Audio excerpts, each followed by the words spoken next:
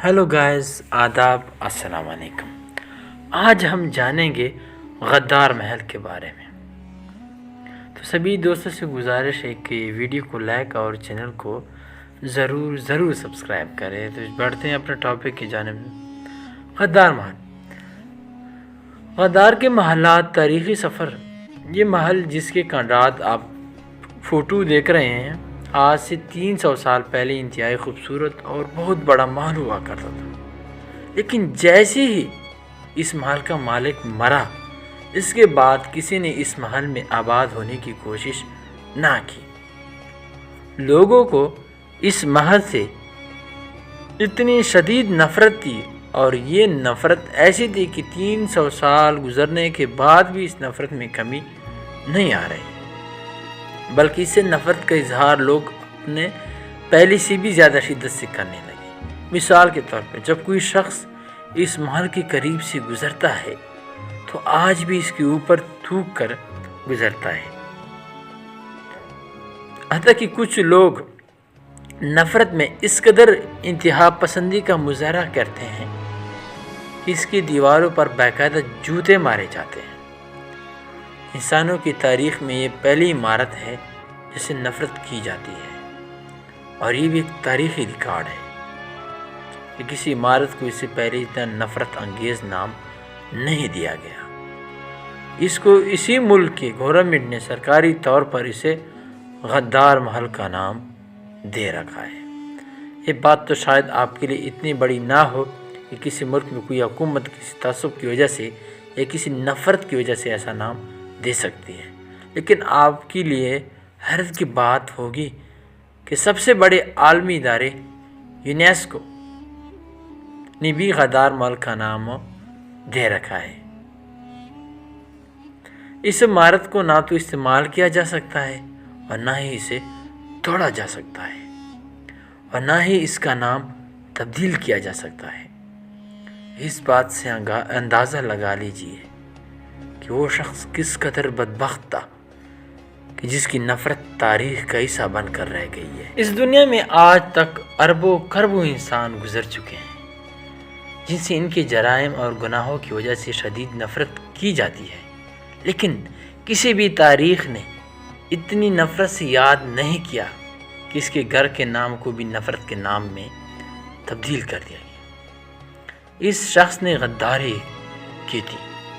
तारीख़ ने जिस तरह इसे याद रखा, इससे साबित होता है कि गद्दारी एक ऐसा गुनाह है और ऐसा जुर्म है जिसे दुनिया कभी भी माफ़ नहीं कर सकती। इंतहाई मज़े की बात है कि इस गद्दार शख्स ने जिन लोगों के लिए अपने कौम और मुल्क से गद्दारी की, उन्हीं लोगों ने इस तारीख़ का सबसे बड़ा गद्दार करार दिया। इस महल को गद्दार के महल का नाम दिया वो शख्स मीर जाफ़र था, और इसका ये महल भारत के मगरबी बंगाल में वाक़िया मुर्शिदाबाद के मकाम पर है।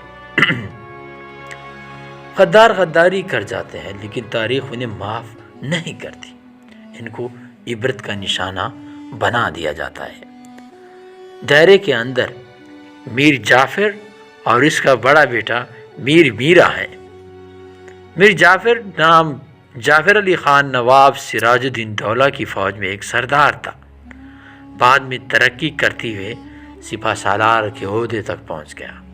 ये नहायत बदफितरत आदमी था। इसकी निगाहें तख्ते बंगाल पर थी।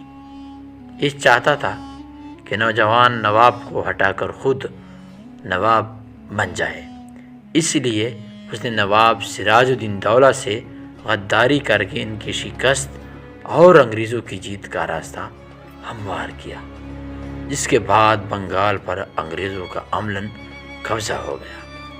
उन्होंने मीर जाफ़र को 1757 ईस्वी में बराए नाम बंगाल का नवाब मुकर्रर किया।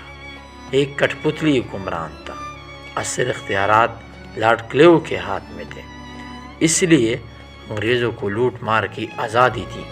उन्होंने बंगाली आवाम को जी भर लूटा। इनके कालीन के कारोबार तबाह हो गए। अंग्रेज़ों ने इस माजूल करके पेंशन मुकर्रर कर दी और इसके दामाद मीर कासिम अली ख़ान को नवाब बनाया।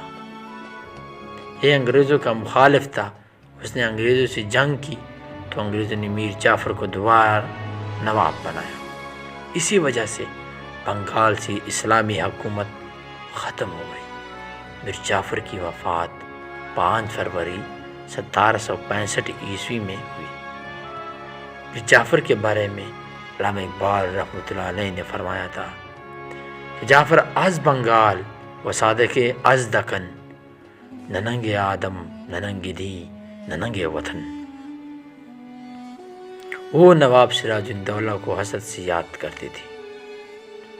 انگریزوں کے ہر ناجائز مطالبے کو ماننے کی وجہ سے بنگالی عوام میر جعفر کو لاڈ کلیو کا گدھا کہتے تھے۔ اور آپ لوگوں کو بتاتا چلوں، پاکستان کے پہلے صدر سکندر مرزا اسی میر جعفر کی نسل سے تھے۔ یہ ویسے میں آپ لوگوں کو بتا رہا ہوں، سکندر مرزا اچھے تھے یا برے تھے واللہ عالم، لیکن میں نے ویسے بتایا ہے، سیاست سے میرا کوئی آندولن نہیں ہے۔ جانو اور جانتے رہو اردو 92 کے ساتھ۔ اللہ حافظ۔